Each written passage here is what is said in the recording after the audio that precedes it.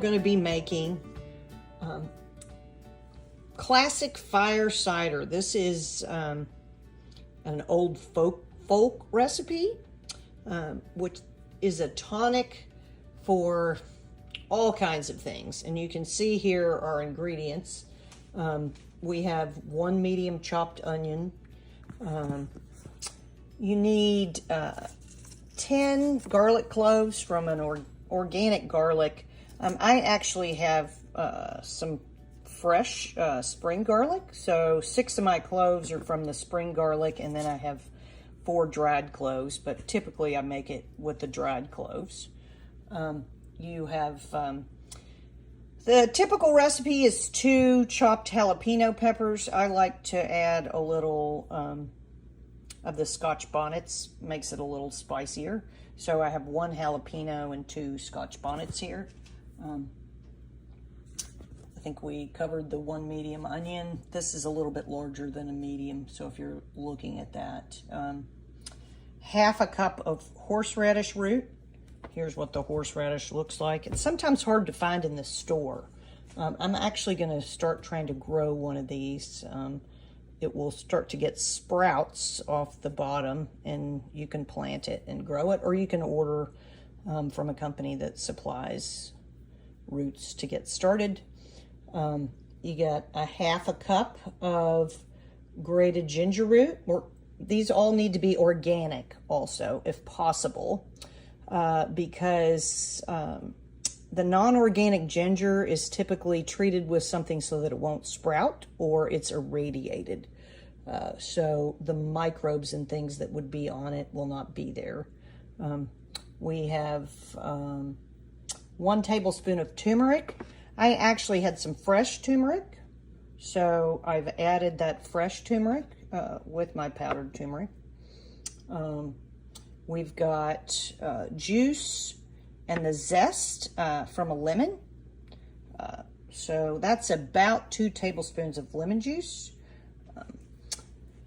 Now the recipe I have calls for dried rosemary leaves, and the content of the dried herb will be a little bit different than fresh. I like to add additional fresh herbs to it.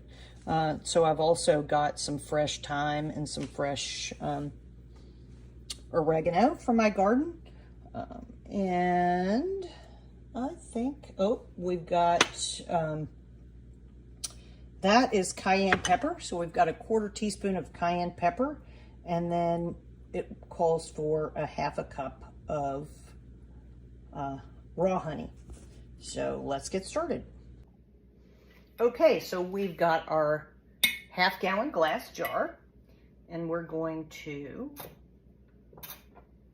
put our roots, our grated roots. Now I used a food processor, but you can do hand grating. It'll just take you a little bit longer. And I will warn you, the horseradish is quite spicy and will open up your sinuses. So be prepared for that when you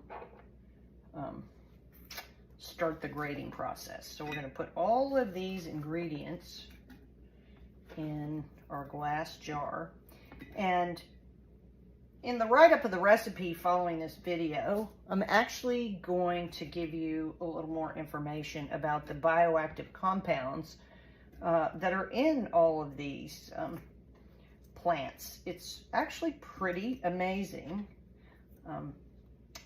how many medicinal compounds, I'll say, are in these plants. I mean, we hear about antioxidants. These plants are full of antioxidants. Rosemary has something called rosmarin. Lemon and the lemon peel has limonene. The turmeric and ginger has curcumin. Garlic has a long list of bioactive compounds, as does the ginger. Horseradish, they have wonderful enzymes and things that will help with your digestion.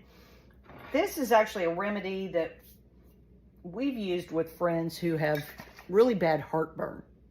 And it seems kind of counterintuitive since you have these peppers and things that seem very spicy.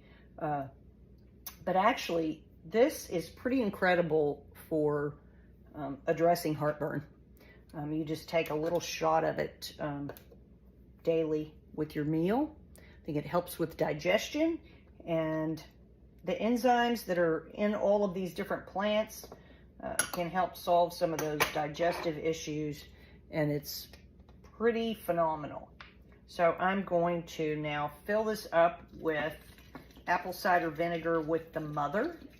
You want to have the mother because that's got the living bacteria that are going to ferment this. And, you know, one of the main organisms in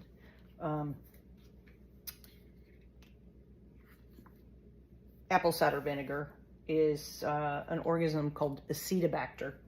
And Acetobacter actually is an organism that can help us with the remediation and breakdown of glyphosate, which is a personal passion of mine. Well, I'm having trouble with this one, so I'm gonna just do that after we finish the video. Quarter cup of honey to kind of take the edge off of all that spicy goodness. So we're just gonna scoop that down into here.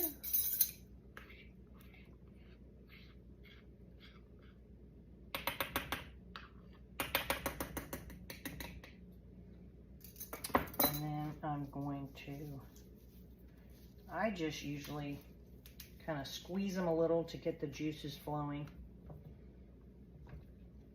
Stuff them down in there. And then I'm going to top it off with this apple cider vinegar, seal it, and we're going to put it in a cool, dark place.